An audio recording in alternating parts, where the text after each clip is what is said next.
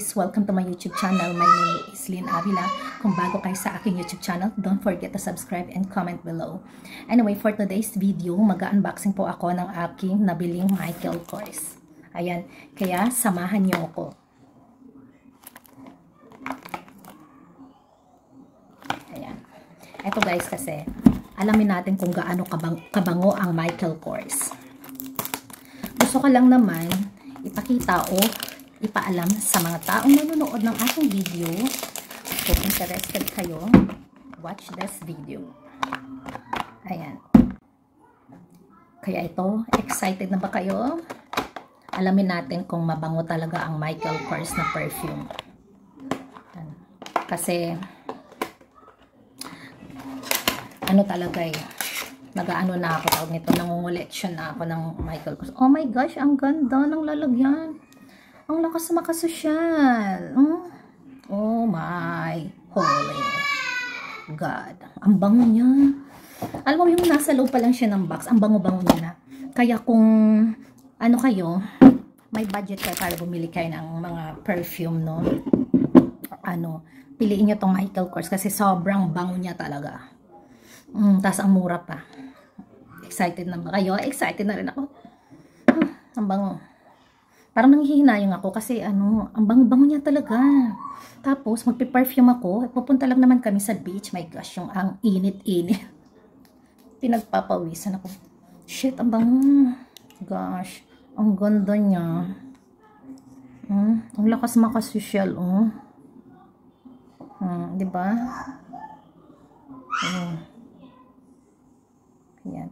Grabe ang bango. Sa totoo lang, hindi talaga ako mahilig magpabango o mag-perfume kasi parang everyday kasi ako naliligo. So parang enough na sa akin yung ligo everyday para maging mabango.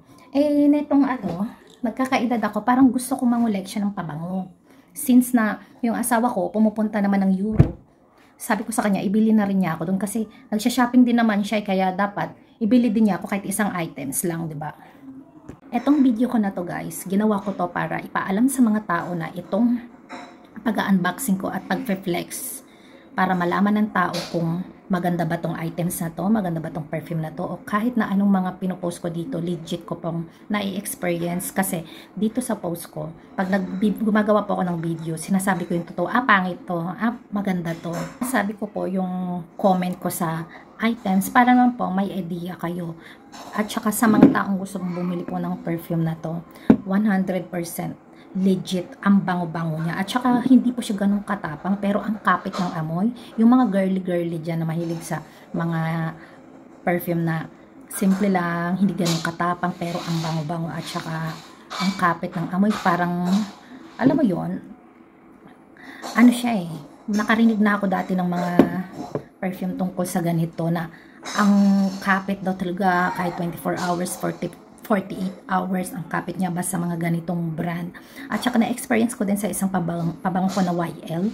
Talagang ang bango-bango. Parang 3 days na yata nakasabit yung blazer ko. Pagpasok ko ng CR, doon ko lang siya sinasabit para maamoy ko parang grabe ang kapit niya talaga. Kaya naman na-encourage ako na mag-collection ng ng pabango. Nag-start na po ako sa YL at saka sa ibang, ito pangalawa ko to, Michael Kors. At bumibili rin ako ng mumurahin kasi inaano ko rin kung gaano katagal yung mura. Tapos yung may binili ako na murang ano lang siya, sa grocery ko lang siya binili. Pero ang bango-bango niya kasi yun nga lang, hindi siya nagtatagal ng ng 24 hours. Kailangan mo na naman mag-spray, pero worth it yung perang binili ko doon sa mura na yun kasi ang bango-bango din niya. Pero dito sa Michael Kors ko talaga napabango. Parang kahit dalawang spray lang ang bango-bango mo na. At para sa mga taong gustong maging updated sa aking video for more videos, dapat i-subscribe nyo ako para marami pa po akong ma-flex at maging updated kayo sa lahat ng i-flex ko or i-unboxing ko. Kung nagkaroon po kayo ng ideya sa aking video at kayo ay natuwa, huwag po ninyong kalimutan na i-subscribe ako. Maraming salamat po.